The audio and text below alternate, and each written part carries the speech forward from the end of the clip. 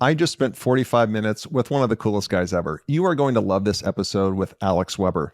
Alex was a D1 athlete, was the youngest coach to ever be named Lacrosse Coach of the Year. He was a network television host, so he was on American Ninja Warriors as a host. He's a comedian. He started a comedy circuit, and he's done a host of other things. And his speaking career is just booming right now. Most of all, you are going to hear a story of resilience. You're going to hear Alex talk about these chapters of his life and where going all in and playing to win and giving it everything he has, even if failure was going to be the result, he still went for it. And you're going to hear this theme of resilience and grit through his life. And it's just wonderful. And he's just a great dude to talk to. So you're really, really going to have a good time listening to this one. Alex is an international keynote speaker on leadership and peak performance. He's a competitor on American Ninja Warrior and an award-winning entertainer for NBC. He's also an acclaimed author, a world record holder, and one of the youngest coaches ever to win the United States Lacrosse Coach of the Year honors. He has done a lot. We're going to talk about all this stuff. He also knows what it feels like to face challenges, self-doubt, pressures, uncertainty, and failures. Lots of failures, but also how to overcome them, right? That's what we're going to talk about today is how do you overcome those? It's this genuine understanding of leadership, peak performance, and peak challenges mixed with entertaining stories and actionable strategies that make Alex connect so well with audiences when he speaks and obviously here on this podcast. So without further ado, Alex, welcome to the ThriveMore podcast. I appreciate it. Thank you for having me. You betcha. You betcha. So for those of you watching on YouTube, I'm holding up Alex's book called Fail Proof. Become the Unstoppable You. If you're listening to this on Apple or Spotify or whatever, it'll be in the show notes. So you can just click on that to order it. But I read it. It's a great read because Thanks. Alex, you've done so many different things. So before we get into just this timeline of just really cool stuff, maybe just talk a little bit about your background, your upbringing. You talk about your relationship with your father in the book. If you could just talk about maybe your younger days before you got to California in entertainment. Yeah, absolutely. Yeah. And I appreciate you saying that. And thank you again for taking the time to read the book. Sure. I kind of say I had two different big stages of my childhood. The first, I joke I was an accident kid because I was an accident kid. So my siblings are much older and I just kind of did everything that they did and raced around with them to sports practices and all that. You know, people now they'll play a Disney movie or there's all this nostalgic. I have none of that. Because when I was a little kid, I was watching what my brother was watching as a high schooler, so I did grow up, I think, pretty quickly as a result of that. But then my siblings left home and I really went through this phase where I was really introverted. I became an only child basically because my siblings had left home and I was getting bullied and really had no confidence or self-worth. I think back to those times and it's such a classic example of if you could just speak to your younger self, but I really just shrunk into kind of hiding. And I think back to those years a lot. And I remember that because then when I got to high school, it changed on a dime. It really changed winter of my freshman year in high school because that's when hockey season started. Okay. So I went from being a freshman, still getting bullied, still insecure, still shrinking away. And then overnight hockey season started and I was really good at hockey because Zach played hockey. So when I was 5 years old, I was still trying to keep up with my older brother, Zach. So I played hockey my whole life. And so on a dime, I went from, it felt like this bully lost, no identity kid to all of a sudden I had friends. I was getting attention. And it really taught me the power of how in a positive outlet, how something good can transform our lives. And I think about that now today. And anytime I do, I mainly, which I feel so grateful for, speak to companies and organizations, but I'll sometimes speak to high schools and colleges. And I just say to them, hey, if you find yourself in those dark seasons, if they happen, just find something good, pour into it and good things are going to happen. And that's was really what happened in my life. I became obsessed with sports. I was also very intense academically. You brought up my dad, and I love him very much. I'm going to call him later. I was kind of jotting down when you mentioned you were going to bring up, my relationship with my dad. 3, I think, main things came out to me. Yeah. And I'll list them and then I'll go through them. One of them was intensity. Yeah. The second is support. Mm-hmm. And the third is emotions. And so intensity, my mom as well, but they don't do anything half-assed. Yeah. If they're going to do something, it is all out. And so my dad is a very, very intense person, and so am I. Yeah. And I'm grateful. That's kind of the way you that. spoke to it or wrote about it in the book is very loving, but just one intense dude. And if you're going to do something, you play to win. You play for all the stakes, And I'm grateful for it. There's never a justification for not doing your best. Mm. And this comes from 4 agreements too. Like, you can be sick, you can be tired, you can be bummed, you can be ticked off. That's all fine, and do your best. Yep. And so I'm grateful for that, because I have that part of me. I think what I've had to kind of evolve, because it caught up to me when I got to college lacrosse, is more on the result area, where what if you do your best and it doesn't go perfectly? Yeah. Because I used to really I would just be so hard on myself and so negative and so all consumed with my performance results that during those stages where it didn't go great, it really, really harmed me. And it caught up to me in college lacrosse, where, I really could have been like a star. And I was starting my freshman year, and I felt like had the foundation. I beat out the seniors and started freshman year. I was the only, freshman to start. And I felt like I'd got my feet on the ground to really launch. And I just never quite did, because I was my own worst enemy. And it compounded to where I got benched. And then I lost my identity and my friends, and it really became this thing. And I remember that. And just to kind of bridge the gap, I guess I won't get ahead of myself, because it goes through another season of life. But there's been an evolution, I think, with my father and my journey, as every relationship has. But I think that was the main thing, is keep the intensity. There was so much support. I write in the book, I believe, there was never a game ever, and really not even a practice, that my dad wasn't there, because he loved me and supported me. I think where it just got prickly was the emotional sometimes could be very intense. Yep. Yeah. Yeah. Yeah.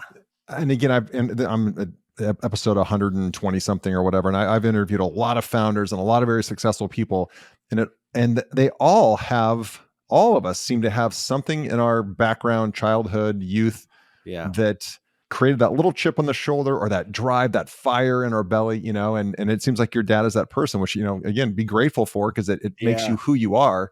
But when you're in the moment, sometimes it feels a little intense. But when I've done all these interviews, everybody seems to have they have something that was the catalyst. Yeah. To do that, it is so interesting. And, I've done some performance coaching for athletes too. And I've wondered, and I had kind of a joke about it, but I don't, are there well-adjusted champions? Like, are there champions who had just like a delightful, easy upbringing? I don't know. I haven't, and especially, as you get, and obviously I'm generalizing, and there are people who had, but it's an interesting thing. Yeah. I mean, then you watch The Last Dance with Michael Jordan, and you see that, this guy who's pretty well adjusted makes himself unadjusted and gets angry at people just so he can compete. Right. I mean, it's just, Tom Brady would do that too. Yeah, exactly.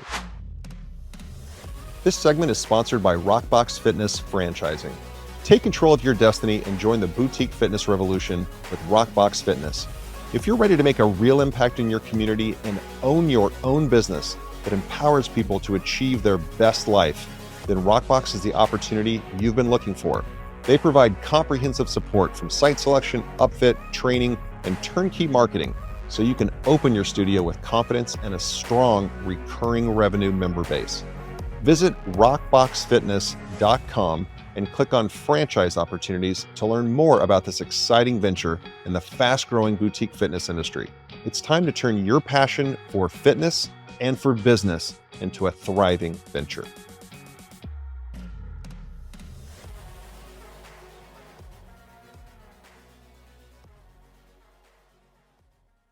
How do you go from New York to Los Angeles? And then how do you become the guy who's trying out obstacles on, I mean, I know the answer because I've read the book, but I'd love for you to talk to, like, how'd you go from New York to LA? And then all of a sudden you're trying out new obstacles on American Ninja Warrior, which became a smash hit. Then you even competed on that. So like, what was the catalyst for that? Like, I'm moving from New York to Los Angeles. Oh gosh, I love the question. And you know, I had this expression that I wrote to myself, and I'll give a little background story, but follow your fire. And that was lacrosse came into my life, was my first real passion, dream, identity, purpose, got me to play in the Ivy League, got me to play at Penn, had ups and downs. And then, as I think for a lot of us, it was the first time in my life where, you know, gosh, I think I was 22, right? Senior year, picking up our head, and all of a sudden, whoa, hold on. Now I'm entering really autonomous adult stage of life. Who do I want to be? What do I want to do? And I think the pivotal, and this may resonate with what you shared about the audience for some of the folks listening, the track I was on was great. Doing business at Penn, I was interviewing to go into finance and all that. Like, that's a terrific path. But something very deep in me was like, this just isn't for you. And it's a great path. Oh, my buddies, my teammates, the guys I was living with, they were so excited. It's a terrific path. But there was something in me that was like, you really want to do this other thing. But because of the layers of fear, practicality, how could I, all that, I never really did it. And then senior fall, one night, 3 buddies and I, we didn't go out. We made a campfire. We were in Philly. We like lit magazines, you know, in lighter fluid.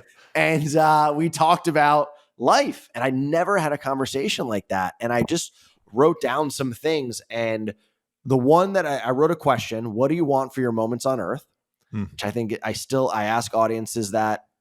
I think it's the most powerful and overlooked question we can ask. That's and huge. Then I wrote follow your fire. And the next morning I woke up and I stopped interviewing for finance. I started making plans to move to LA. My parents, God bless them, they said, I'll never forget this. When I worked up the courage to tell them, they said, and my dad just said, okay, give it everything you have. You know, like there was no, you're making a mistake. How could you do this? Why? They believed in me, and it was just give it everything you have. Yeah. So I moved to LA, and what was that thing with that fire? You said follow your fire. What was your fire? Well, at that time, and this led me to, you know, and I'll kind of the splashboard of my 20s, which was basically I won US Lacrosse Coach of the Year. I also got into TV hosting. I had done some acting. I was doing stand-up comedy, and I'm a partner of Don't Tell Comedy, which is one of the biggest comedy companies right now. It was really like this splashboard of I'm really fired up about this. There's something here that it's not like I like it. There's something deep within me, call it intuition, call it God, call it whatever, you know, but there is something within me that's saying, this is good. Like you need to go after this. And this being just entertainment, the entertainment industry. At that time, it was acting. Acting, okay. But that, I think, was just because that's what I could put my finger on. And had you done any acting like in high school? Not a lot. That's awesome. That's great. How were you qualified? Oh, I wasn't. Not at all. None. Sure, you know, it's just so funny. I would go there and no one cared about Penn. No one cared about lacrosse. Sure. And I reflect on that now too, because it was like this entire component of who I was for my entire life was just like, boom, shut down. And I'd go into a room and it's like, now how much can you pretend to be this other person? Sure. So I did that for a little while and got some things and then got like sucked totally at other things with it. But during that period was when I started coaching high school lacrosse. And there's a lot of stories there, but that first season when I was named a head coach right before the season, I had a lot of insecurity, a lot of imposter syndrome, all that, but we ended up winning the championship. I won US Lacrosse Coach of the Year, and there's a lot there of lessons, and I call it my grad school. But at the end of that was when I realized, Alex, like, I think you want to go, like, a friend of mine, his wife was a host. And I was like, what is that? I feel like I could do that. Like acting, I keep trying to be someone I'm not, and I'm terrible at it. I'm going into rooms. They're like, no, that's awful. I'm like, great, you validate? All right, I'll see myself out. Validate. And then but I was like, hosting, okay, this is how you are with friends. I could do that. And there's a lot of stories here too of how I got into the room for Ninja Warrior. Okay, well, you got to tell that story because that's the gold. That's the gold, right? I mean, you could stop this. You could stop this whole interview at, and I was named one of the youngest ever, if not the youngest ever, lacrosse coach of the year. Ta-da! That's my story, right? That's a keynote talk. But that's just one little thing that's why I found your book so fun, is that you just kept going into these places of unfamiliar territory. So how do you get into the room for American Ninja Warriors? Well, and I appreciate that. When I had coached, there was a thought that went through my head of maybe you want to be a lacrosse coach. And I do think I'll come back to it at some point in life, but it just didn't feel right to do it full time. This is going to be my career at this point, and hosting I was drawn to. So I worked up my courage. A lot of the first step with any of this, for anyone listening, is we got to dive in the deep end. Like, we got to do it. And I think the gap, I get, because I have buddies too, they're so into operations and systems and biohacking. And do you use this new AI platform? And all of that is great. And it's going to help us and it's going to make things better. But I think we as humans hide behind, do I have the best shoes? Do I have the best resources? Do I have the best systems? Rather than just start, be bad at it, be humble, work hard, learn from people, use some grit. And then when you add in all the other enhancers, boom, you're going to go. But I really am passionate about that because I think we're now as a society using all this other stuff to as a substitute for just the gritty human work ethic. So, and boldness. So I just went to a casting director workshop. It was literally something of like, want to be a host? And I'm like, I do. And so I just went to it. And, I did my best, and that's all you can do. And the person who ran it, the casting director, who's a gatekeeper, she said, actually, you're not bad at this. And I'm like, I don't know why you had to word it, in that way, but all right. She goes, you know what? I'm going to make an introduction for you to an agent, another gatekeeper. So I'm driving home. I'm like, they're going to put my name on the Walk of Fame tonight. Like, this is great. I've made it. And the next morning I wake up, and I've recently started telling this story to audiences because people ask about it. And the next morning woke up, I messaged her. It was Facebook Messenger. I said, Carol, I won't share her last name, but Carol, thank you so much for the offer. Wow, this is incredible. Please let me know if there's anything I can do. Thank you. She doesn't respond. Okay. Hey, Carol, next day, just following up, thanks again. No rush. Doesn't respond. 2 days later. Hey, Carol, you made a life. They would change my life. What you offered to do. Could you do that? Thank you. She doesn't respond. And something, I promise you, it went off in me. And I just said, I'm going to follow up with her until the end of time. And I did. Always polite. No, bitterness, none of that. Hey, Carol, happy Easter. Hey, Carol, happy July 4th. Could you please make that introduction? And 52 weeks later, you can scroll back in Facebook Messenger, all mine, none of hers. She finally writes, Alex, I've made an introduction. Please stop messaging me. and the truth of it is, if this was a movie, that would have unlocked and fairy tale. But now I advanced to the next gatekeeper. I went into his office, great guy. And I'll never forget, I'm so excited. It's been a year and I made it into this office. He looked at me and he kept saying, it's just really hard out there. It's really hard out. And I'm just like, what is happening? Like, are we going to work together or not? And he said something. He's like, I just don't know if I see it. And so I drove home super bummed, heartbroken. And then I was like, you know what? He just doesn't see it. So let's help him see it. And I went off and I just shot a bunch of ideas for basically my dream hosting shows. Yeah. So, just did it rough and put it together in a bow. And I also believe that, like there's a lesson there of, I've talked with people about it. We've got all of our ingredients of what we're passionate about and what we can offer the world, but nobody goes into a restaurant and asks for carrots and potatoes, and you ask for a meal, and it's on us to curate an offering that people can easily digest. I love that analogy. Yeah. Yeah. So I did create like a nice meal, a demo video, and gave it to him. And he was like, okay, I think we can do some stuff. And it was about 2 months later that I got pitched and then had the big meeting and got hired to host for American Ninja Warrior. Wow. All right. So you do the pitch for American Ninja Warrior. Yeah. You then, is there a delay from when they call you? Or do they say in the room, like, you got it? Like, how does that work? Well, I think it was a good lesson of, I had a buddy, still do have a buddy, JJ, and he was always so good he treated everyone the same, no matter what position. He was always, and almost like a friend. He always, and I always thought that was such a great quality, and one that I've tried to cultivate in myself, because I used to do more of, if I met certain people, I would treat them more of like their position, or even put them on a pedestal sometimes and get nervous around them. But going into that meeting for Ninja Warrior, I had like a pep talk with myself, and I'm like, you got to just let it fly. Yeah.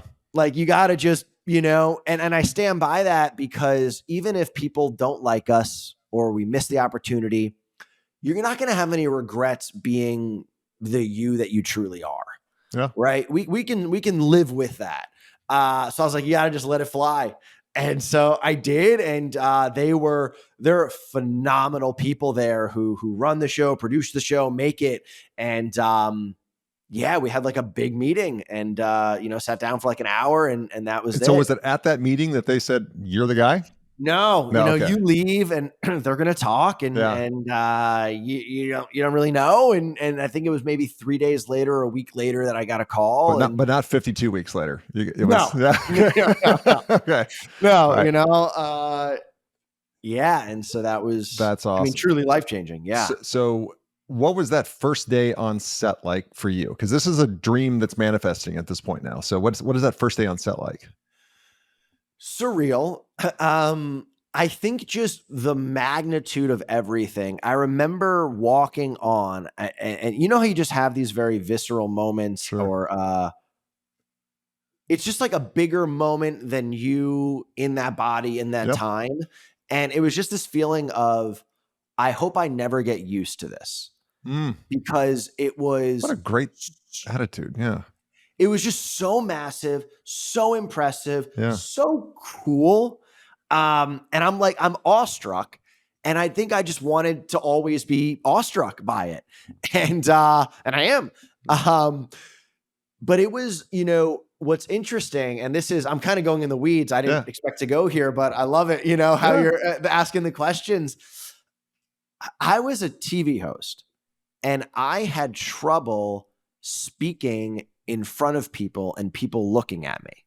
And those are pretty conflicting things to have exist. Why I say that is, when we would do some segments, I would get nervous if people were looking at me. I would get self-conscious. Yeah. And sometimes it would get so bad, I'm like, what is the camera person thinking about me? Are they thinking I'm doing a good job? Are they thinking I'm stupid? Oh my gosh. And I remember I would even, in the beginning, I would say, what if we did this segment over here? Because it was like around the corner, and I wouldn't have all these athletes watching me do it. And it's, again, you just realize, like, okay, we got to just go through this boldly to the other side. There's this is a losing battle that we're doing here. Yeah. And yes, but I do remember that in like the first couple weeks, that was a battle I had to get through. It was like people looking at me while I'm talking. You're a host. Like, that's part of what you signed up for. Yeah.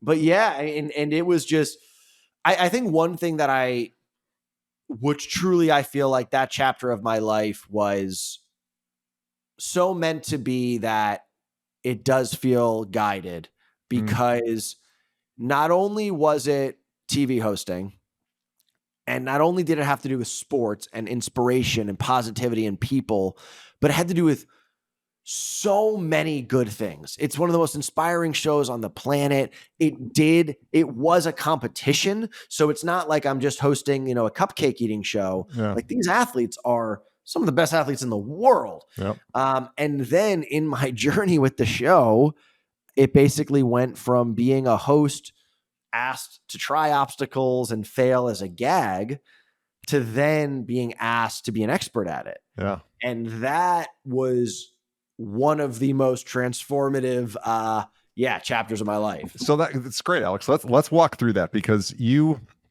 for the listeners who may not be as familiar with your story, you were the guy that would you were the host, but then almost as filler, or not fill, but B-roll, whatever you want to call it. Yeah. They'd have you go try the obstacles, and these obstacles, for people that aren't familiar with American Ninja Warrior, it's crazy. You got to climb this, swing from that, get over that pool. Like I mean, Yeah. you've got to be a rock climber meets a CrossFitter meets a ballet person. Like they have to be so put together. But you would try these things and then fail. But the failure, if I remember reading the book correctly, the failure, it was fun at first, and then it became a little bit of a, damn, I'm failing at everything. This doesn't feel so hot. Kind of speak to that. Exactly that. So it was basically going to be, because I was also doing stand-up comedy. I was stand-up comedian and a TV host. And I'm like, I'm going to be a broy Ryan Seacrest. This is great. Yeah. And so the entire pillar of me being an athlete was done in my life. I played D1. The world said I was a coach of a year. Yeah. Then the world said, you're done with sports. And I'm like, okay, I'm not the first person who's ever had that. Like, okay. Sure. And there's a lesson there of don't let other people define who you are and how you show up.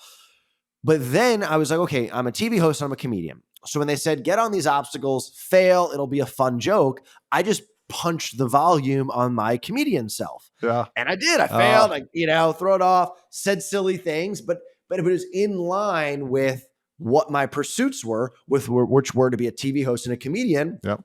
So if my athlete side wasn't showing up, that's okay. Those days are behind me. Yep. But then as I started to just spend more time with the athletes, the part of me that's loved sports my whole life started to chirp up. And then this was the defining moment. I'll never forget it. The producers, great people, came. This is a creative show, so ideas evolve. And they said, this failed joke, we finished season 1, it's gotten old. And for us to continue doing this, basically for me to continue to have this job, you need to become good at this sport. And that was the defining moment, because this is entertainment. It's not, they can recast. Yeah. They could also go to an athlete who has a charming personality and say, hey, now you do this job. Sure. So it's not out of reach for them to replace me. But now in order to keep this job, I basically had to do this feat that I've only shown myself I can fail at. Yeah. I don't know if I can do it. And it's not like this thing of just work up your courage and give it a good go and you'll be fine. Sure. It's really hard. It's hard, yeah. So I'd get on these obstacles, and now I was on them all season 1, and I'd fling off and we'd laugh. Now I'm like, whoa, man, you got to get to the other side. Yeah. And there's all these athletes watching. They're big. The obstacles are big. They take time to reset. So it's like when you do an attempt, it's a thing. People are watching. It's not like you just, you get 5 times in a row. It's your time. Yeah. The producers are watching. There's cameras, and I'd fall. And those moments, I would splash in the water, and I would just be so you're going to lose this all. And then I would dry myself off, and I'd try to still be host mode, and, because I'm still a host. Hey, that was crazy. Wow. So much respect to the athletes. But I'd see my bosses talking, and I'm like, oh my gosh, am I going to get canned? Yeah. And I remember having this moment, and it's a phrase that I said to myself coaching before I won US Lacrosse Coach of the Year. And I just said it. I was like, you know what? Good things happen when you go all in. And I just shared that recently on social media, because that's been a blessing of what's going on in this work of speaking. But good things happen when you go all in. And I just like how honest it is. Yeah. It's like, you don't know what all those good things are going to be, but good things happen if we give everything we have. And I said, you know what? I'm all in. Even if they fire me, at least I'll have no regrets. So I started calling the athletes and I'm like, can I come train with you? And this is really where I learned, like, you got to show up with hunger and humility. Because I'd played D1, I was an All-American, and then I'd show up at these gyms and these athletes are like, hey, have you ever tried sports before? And I'm like, yeah, I've tried sports before, but none of it translated. Yeah. But I just learned the value of just show up, just do your best. Truly, don't overcomplicate it. Ask people for advice. Keep going. And if you keep going and you don't stop yourself, you'll get better and you'll get to the goal. Yeah. What you just said is the key to life, but it's so simple that people will hear that and go right past it and keep listening to this episode. But you literally just shared the key to life, like to having a great life. Like, go all in, give it everything, get out of your own way, get out of your own head. Yeah. And you usually be okay. Better than okay. Better than okay. Yeah. 100%. All right. So if we can also pivot to, again, your book just goes from this to this to this. So then it was stand-up comedy. And you tell a great story about like your first stand-up, and it was crickets. And so I love that, because that, I think, to me, stand-up comedy has got to be one of the most courageous things to do, because it is. I'm a musician from my youth and all that, and it's one thing to hide behind a wall of distortion and Marshalls, and you've kind of got even a physical thing between you and the audience, but just a mic and your voice and your sense of humor, and that's it. That's a tall task. And so I would love to hear your experience of, all right, next up, Alex Weber, here's the mic, go. Well, and I so appreciate that. I loved stand-up comedy my entire life. Yeah. When I was really, when I was an introverted, and like, I remember in elementary school, I'd come home and like all through middle school, I would watch Comedy Central used to have 2 stand-up specials at 3:00 and 3:30. I'd watch them. Even now, as comfort food, I listen to stand-up comedians' albums. Yeah. I can recite them word by word. I just love what that art form is. It's something, to your point, very pure. You're just have a mic, you're just sharing, and it can be amazing. So I had the dream of doing it, but because it is so hard and can be brutal, I would work up my courage and I would do it because my soul was like, you got to do it. And then I wouldn't do it again. Months would go by. Wow. Sometimes a year would go by and I wouldn't do it. And then I would do it once and then same thing. And that happened for probably 4 or 5 years. Wow. And then finally, I had just had a very honest moment with myself. And I was like, okay, Alex, you have a choice. You can do either one of these. It's up to you, but you have a choice. You can either do this, see how it goes, give it everything you have, or you cannot do this because it's going to be too rough. You cannot do this and also know that on your deathbed, you're going to regret it. Up to you, man. Do whichever one you want to do. And I was like, all right, you're kind of being a dick, Alex. But it's true. It's true. Yeah. And so I was like, all right, like, I don't think I could live with not giving myself a chance at this. And, as my faiths evolved, I view this a little bit differently, but something that's been so powerful for me is just that lens of we're a creature on a floating rock in space. What, am I not going to get up there and tell jokes even if it goes terrible? Am I really not going to go after American Ninja Warrior? How safe do we want to play this thing? We're a creature on a floating rock in space, So, but that may sound, I don't know how that sounds, but it's factual. And I think that perspective gives us the freedom to be like, whoa, yeah, I can go after this business idea. I think I can handle it. I think it's liberating in a way.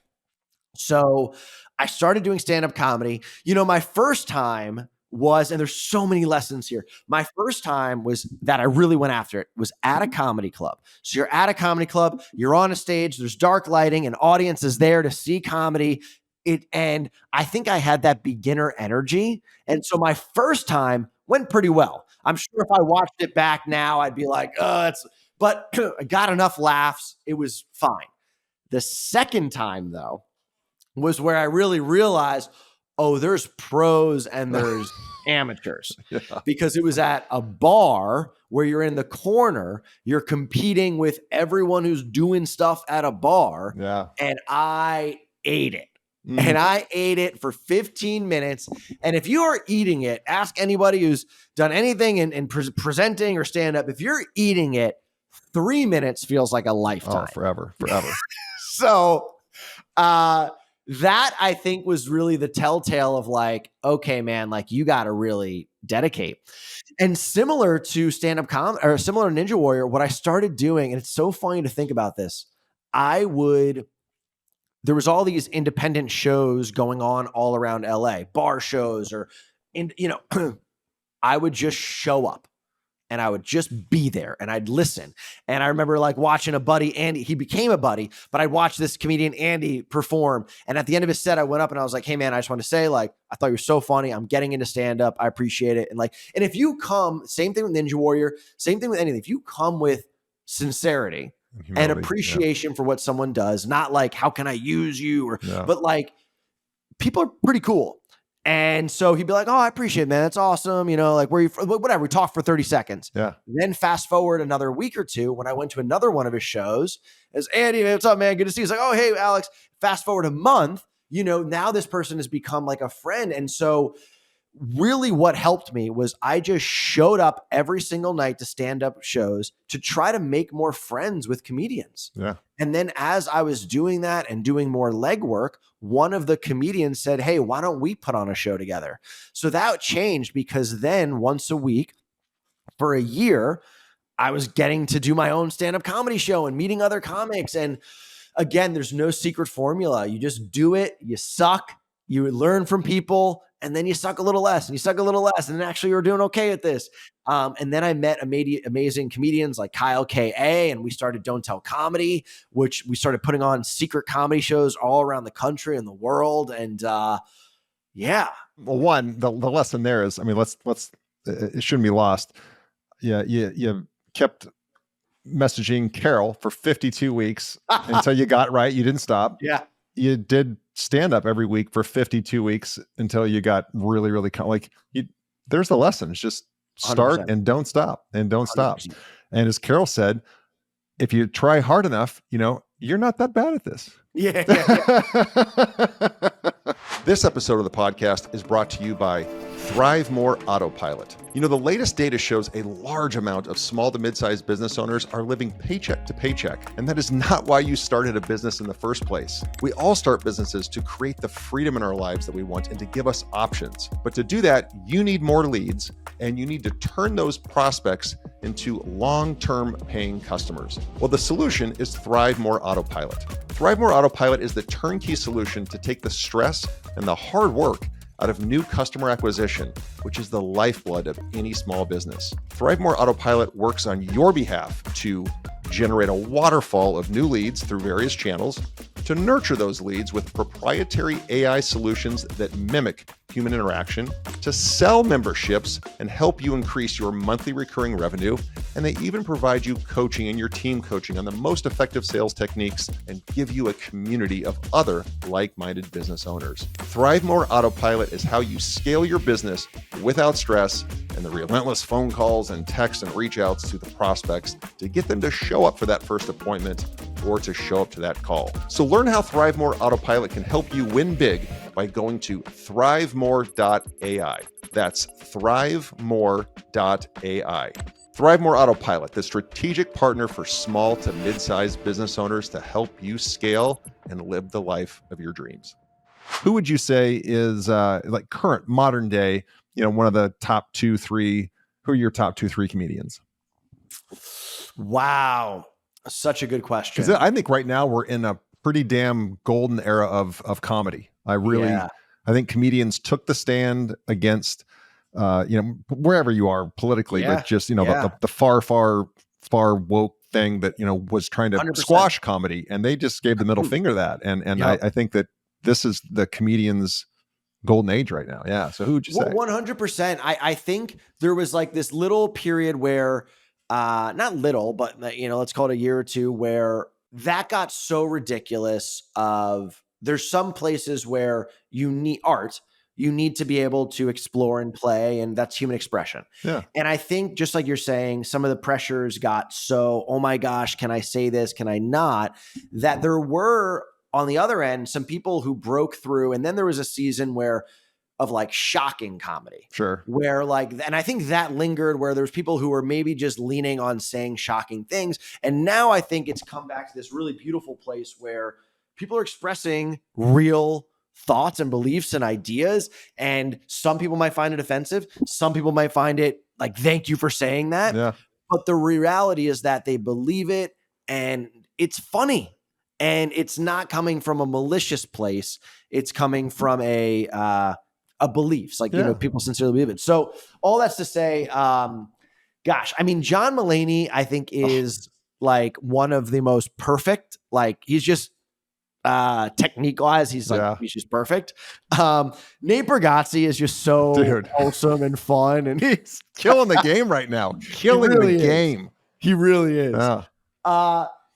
There's so many people. It's it's fun to just learn about people. And now is such a time where you just like open up anything, any social media, and you can see a funny comedian. Yeah. So it's great. And you've moved, as you said before we went live here, you've moved from Los Angeles to Austin. Austin is this new hotbed of comedy. It's great. Like, I think Ron White was the first one to kind of set up shop, and then Rogan came, and like, you're in the right place for that. Yeah. Love it. All right. So I'm going to take you in a slightly different direction now. If you would recommend because I'm a big reader, but listeners know that. If you were to recommend a book, and it can't be your book, that's cheating. But if you could recommend a book that was pivotal for you and gave you that little brief amount of courage that you needed that specific time, or it gave you a direction in your life, is there anything you'd recommend to the listeners that was a book that really helped you? Yeah, I mean, I could give a few. The Big Leap by Gay Hendricks is a book that, really just talks about how we impose these things upon ourselves, these limits like we talked about, and just really, just seeing like, how are we getting in our own way here? Dr. Henry Cloud, I was fortunate. He wrote the foreword to mine. His books are just so good. Boundaries for Leadership. And just, again, I just think we're such interesting creatures, us people, John Gordon, all of his books. I just recently read The One Truth, which really just talks about how we're, a lot of the bad stuff that happens in ourselves is when we separate from the oneness of love, from the oneness of God, from the oneness of humanity, from the oneness of what's going on in our heart, and just how we, again, get in our own way. So I think there's probably a parallel here of, I'm now starting to read more of books like Atomic Habits and things like that are in more of the strategies. But I'm just such a big believer, and you'll hear this in my speaking content too, and I share strategies and tools and tactics because we need that. But I just feel like so many of us are going through life, and I've had seasons of this where we're 83% committed, we're 94% committed. And if we all just were like, wow, if we took all these veils off and we just were 100% in on anything we're doing, it's going to be a success. Yeah. No, I love that. And I couldn't agree more. I skipped over and I meant to ask you, talk about Don't Tell Comedy. And I just have to know, what was the genesis of that name? So my buddy Kyle, phenomenal guy.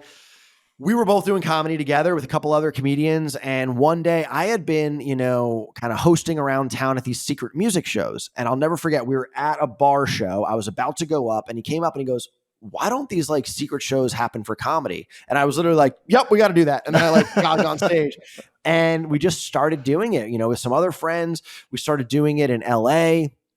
It's the classic example. We couldn't pay people to come to the first one. Sure. And then though, we did another secret show, and we went up to San Francisco and did a secret show, and it switched a little bit. And it's such a true thing where sometimes the people closest to you, it's hardest for them to see you do something new or in a new light. Because once it wasn't us asking our friends to come to the show, but just random people in LA who are like, there's a secret show. the intrigue got there. And so we started to sell out in San Francisco, and we came back to LA and started to sell out in LA. And then, I joked as like mission trips. Like I went to Chicago and set up Chicago and set up Atlanta, and Kyle went to Boston, and we kind of did these like mission trips. And for about 4 years, we just bled for this, and it really was so cool. I got to do comedy with some people that I really admire: Tom Segura, Ali Wong, Theo Vaughn. And then it got to a point where Don't Tell Comedy was growing so much.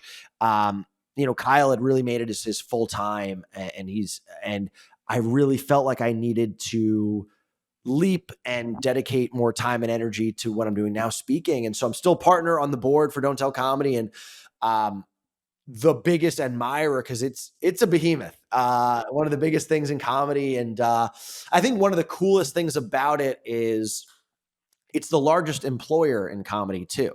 So because of all these different cities, like a small city might not be able to have a comedy club, but for us to put on secret comedy shows in unique locations, now you get all these comedians who are getting paid to perform comedy and getting to do comedy. And so it's really just opened up, comedy to different areas. Super cool. Love it. Love it. Yeah. All right. Couple last questions here. And then I want to make sure we find out how people can follow you, be part of your journey, book you to speak, all of that. Last two questions. One, we get to the end of your rich, beautiful, crazy diverse life that you've lived, but many years in the future. And we're at your funeral, and you're looking down from above, and there's somebody reading your eulogy, a loved one reading your eulogy. And Alex, they can choose just 3 words. Just 3 words. They don't have to make a sentence or a phrase or anything, but just 3 descriptors that describe the impact you had on them, and you hope that it had on everyone that is paying their respects. What 3 words do you hope that loved one uses to describe your impact? Wow. Such a good question. 3 words. Wow.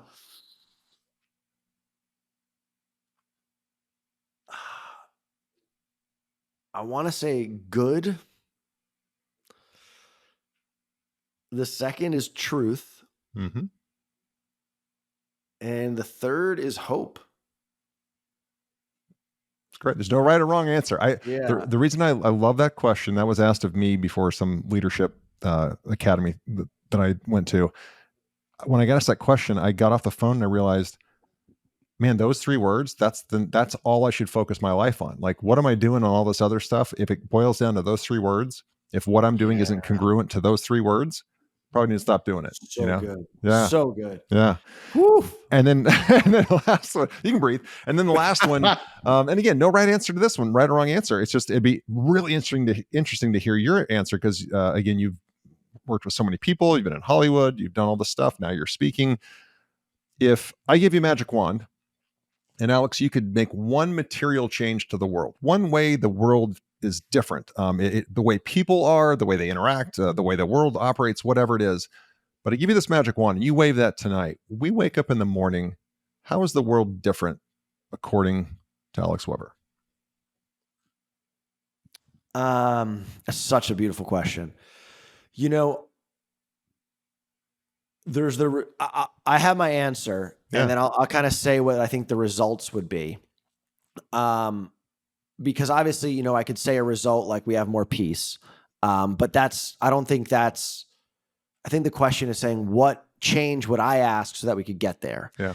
And my answer to that would be less noise. I think that the busyness of our current reality is really, it's making us more divisive. It's making us more worried and anxious. It's making us sometimes go through the day just like, what am I even doing, or where? And ultimately, in my greatest belief, it's making us disconnected from God. Yeah. And so, and what truly matters, our loved ones and things like that. And I think that if we were to have more space, and trust me, as I'm saying this, listen, I'm someone who's going from this meeting to this meeting, and I get it. Yep. But I've also realized I used to think that space, I would be guilty about it, because I'm like, well, clearly there's something productive that I should be doing here. But all that I can say is if I look at the stat sheet of life, my life has gotten better and more productive and just more successful having space in it. Because I think there's just so much goodness that happens that you can't really quantify. So my answer would be less noisiness and busyness. Wonderful answer. And it's funny. I'm on my personal journey right now to allow for that space without the guilt, right? Yes. Because I'm 54, for 54 years in a row, I've been trained by the world. Yes. Fill up that space, be productive, and it's getting over the stupid guilt of just being still. Yes, which is 100%. I'm with you. Yeah, it's productive time. Productive time.